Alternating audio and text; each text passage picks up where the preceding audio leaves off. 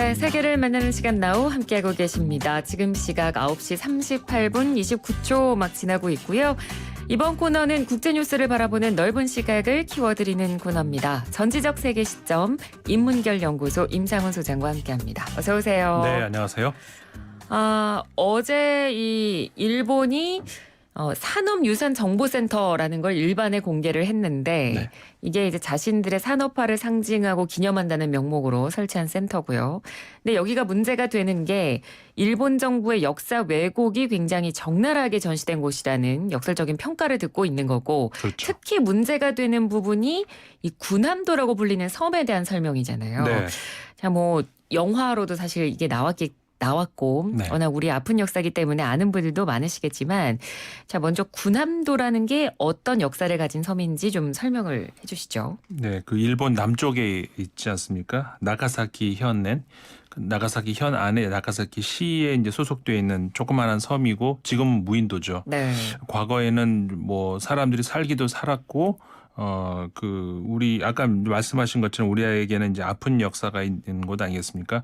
석탄을 이제 채취하는 그런 과정에서 그 한국 사람뿐만 아니라 대만 사람들까지 데리고 가서 이제 말 그대로 노동력을 아주 그냥 무자비하게 착취했던 그런 곳이고 인구 밀도가 일본에서 가장 높았던 곳이기도 합니다. 좁은 섬 안에 사람들이 많이 살다 보니까 네. 이제 석탄을 채취하면서 이제 한때는 굉장히 이제 사람들이 많이 있었고 이제 과거에는 여기가 이제 미쓰비시 일본 회사의 그 소유지였죠. 근데 지금은 그렇지는 않고 석탄이 이제 사양 산업으로 되면서 이제 무인도로 변했는데 특히 이제 1940년하고 45년 사이에 조선인들이 특히 이제 많이 끌려가서 징용당했고 현장에서 착취당했던 그런 우리에게 아픈 그런 도시라고 할 수가 있는 것이죠. 네.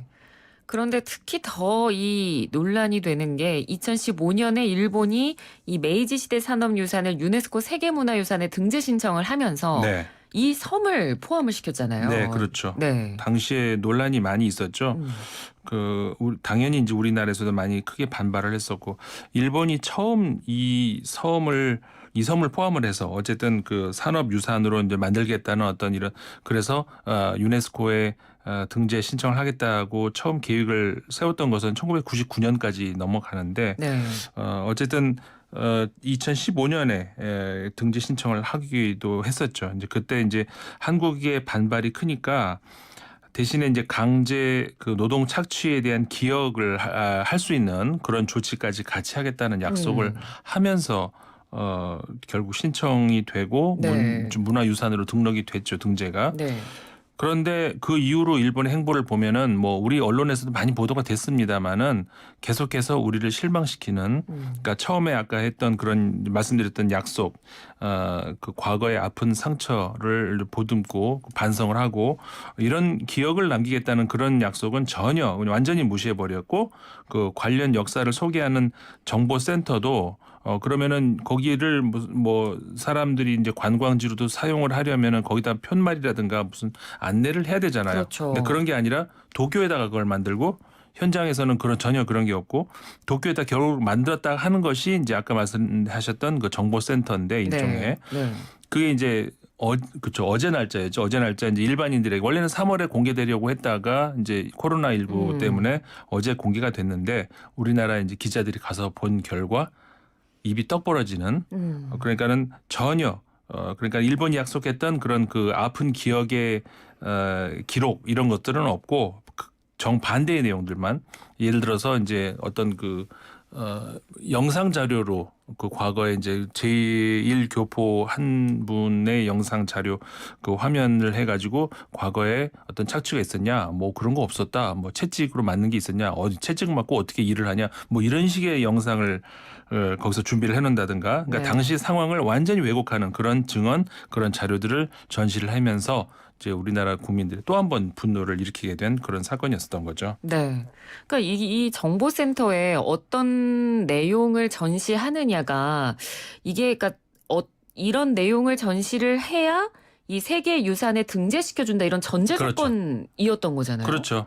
그러니까는 유네스코 측에서도 그런 권고 사항이 있었고요. 네. 그런 것들을 정확하게 기록을 해야 이제 등재가 될 수 있다라고 이제 그렇게 권고사항이 내려지면서 일본이 약속을 했던 것인데 그걸 지키지 않은 것인 거였고요. 네.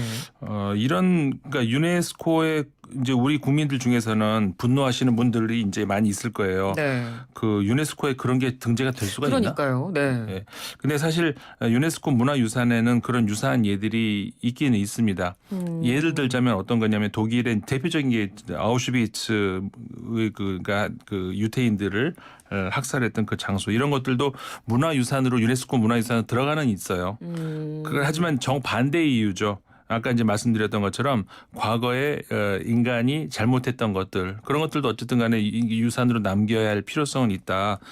그러면서 이제 비극을 역사에 남겨서 후세에 알린다는 그런 목적으로 이제 유산으로 등록이 되는 건데 네. 반면에 일본에 조금 전에 이제 말씀드렸던 그런 그 사례들 같은 경우에 군함도를 포함한 23개의 유산 이거는 과거의 과오를 인정을 하고 후세에 알리겠다 이런 목적이 아니고 자신들의 산업화 과정 네. 그 성과들을 선전하기 위해서 그 과정에 씻을 수 없는 그 반인륜적인 범죄 있었지 않습니까? 전범 행위 이런 것들을 감추려는 그런 의도의 그 문화유산 등재라고 할 수가 있는 것이고요. 그러니까 그런 의도라면 문화유산이 될 수가 없는 거죠. 그렇죠. 그러니까 네. 그 사실 일본이 현실적으로 지금 유네스코에서 입김이 우리나라보다는 세다고 할 수가 있죠.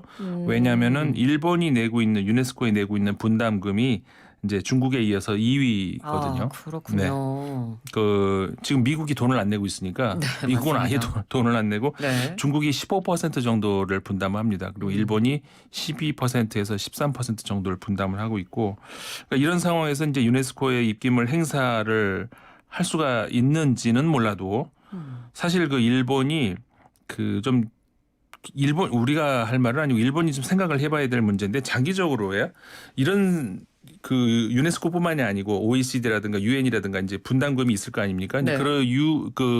전 세계의 기구에 일본이 분담하고 있는 그런 그 부담에 비해서 일본이 전 세계 리더 국가로 자리매김을 못 하고 있어요.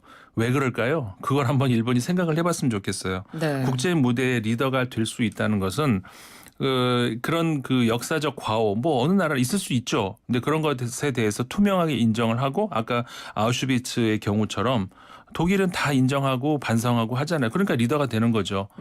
결국 그런 아무리 국제사회에 분담금을 많이 낸들 그 효용성 차원에서 일본은 헛돈 쓰고 있다라고 밖에는 볼 수가 없다는 것이죠. 벌써 네. 이웃 나라인 우리나라에서도 반발을 하고 있잖아요. 네. 이게 어떻게 또 어떤 설득력을 가지고 이런 걸 문화유산이라고 전 세계에 내놓을 수 있겠어요. 그러니까요. 이 역사라는 거는 사실 말씀해 주셨습니다만 물론 잘못된 점, 부끄러운 점은 들춰내면 아플 수밖에 없습니다만 그래도 그 아픈 점을 드러내서 반성하고 뉘우쳐야 되는 게 사실 올바른 역사인데요. 그렇죠. 뭐 독일의 사례를 봐도 그렇고.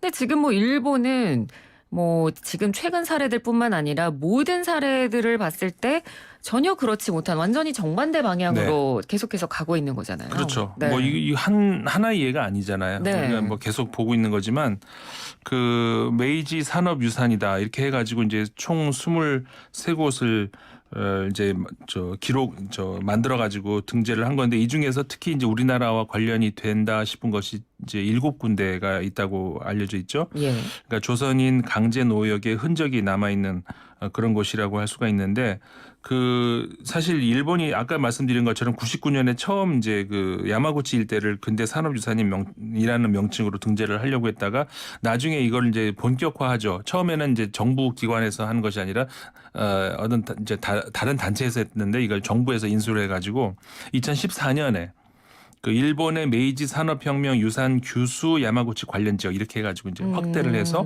명칭도 그리고 시기도 다 이제 변경을 하죠. 네. 그러니까 이들의 그 성공 신화를 부각시키기 위한 거 아니겠습니까? 일본이 이제 근대화하는 메이지 유신 이후로 근대화하는 과정에서 그 일본의 혼과 서양의 기술이 만나서 그러면은 뭔가 이룰 수 있다는 이런 그 어쨌든 건 뭐 그게 그 자체가 나쁘다고 할 수는 없는데 그렇게 하는 과정에서 주변 국가들에 대한 착취 그다음에 인권 유린 이런 어두운 과거들이 분명히 있잖아요. 네. 그럼 뭐 과거를 어떻게 지금 와서 바꿀 수는 없지만 최소한 인정을 해야 되는 거 아니냐 이거죠.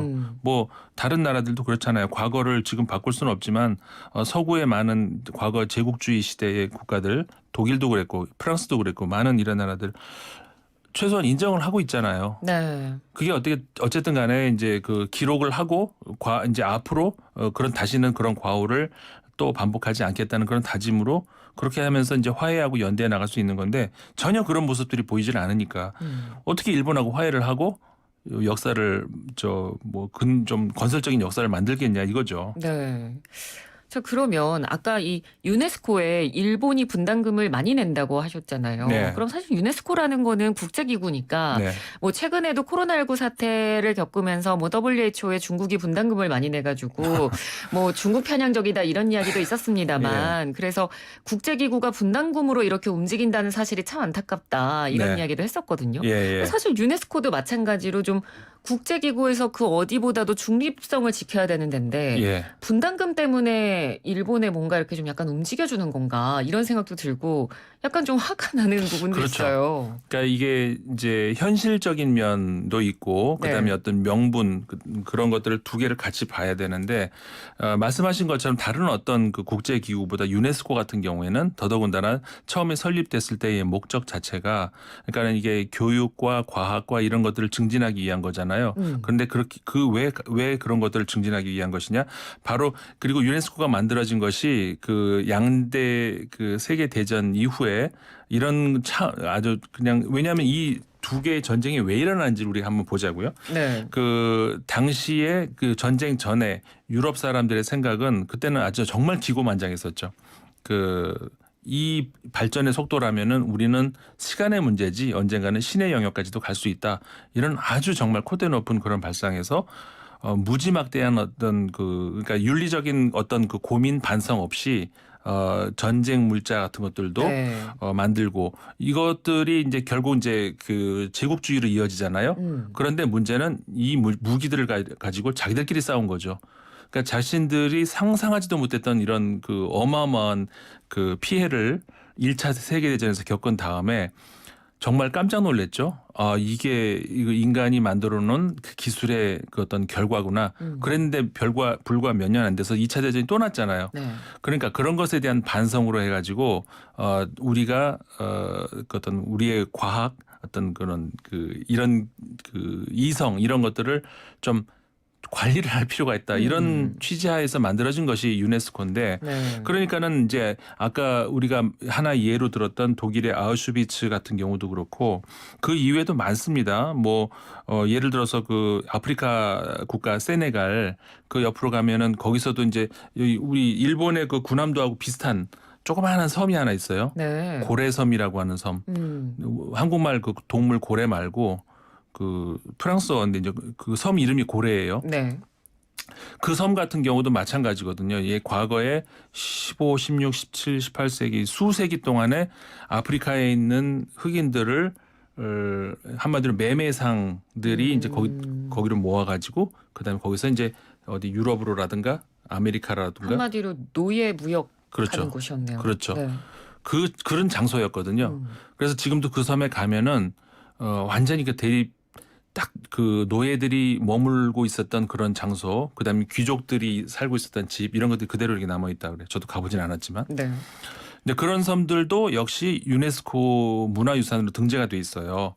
왜 등재를 했겠어요? 아까 그런 이유잖아요. 이런 역사, 이 부끄러운 역사들도 우리가 기억을 하자. 이걸 파괴시켜버리지 말고 그대로 놔두고 계속해서 기억을 하자. 그러니까 가면은 그런 안내 어떤 시설 같은 것들이 있고 네. 예. 그런 것뿐만 아니라 이제 여러 군데 이런 데가 있거든요. 그러니까 유네스코의 목적이 그런 거라는 것이죠. 그런 차원에서 아마도 유네스코에서도 일본의 아까 우리 얘기가 나온 고남도를 포함한 이런 지역들을 세계 문화유산으로 등재를 하겠다는 일본, 그다음에 그런 그 아픈 기억의 기록을 같이 남기겠다는 약속 그런 걸 가지고 아마 네. 승인을 해줬을 수도 있겠죠. 네. 단순히 그냥 일본이 분담금이 많이 내서 꼭 그것만이 아닐 수도 있을 거예요. 아마도 그렇게 믿고 싶어요. 그런데 결국 당사자인 일본은 그렇게 안 하고 있잖아요. 네. 그러니까 그런 그 아픈 역사들을 많이 가지고 있음에도 불구하고 일본은 왜 그렇게 못하냐는 게 다른 나라 예들 많이 있잖아요. 좋은 예들. 맞습니다. 자, 오늘은 이 어제 공개됐던 일본의 이 유산정보센터 관련해서 저희 역사 왜곡 논란에 대해서 한번 짚어봤습니다. 말씀 잘 들었습니다. 고맙습니다. 네, 고맙습니다. 네, 지금까지 임상훈 소장이었습니다.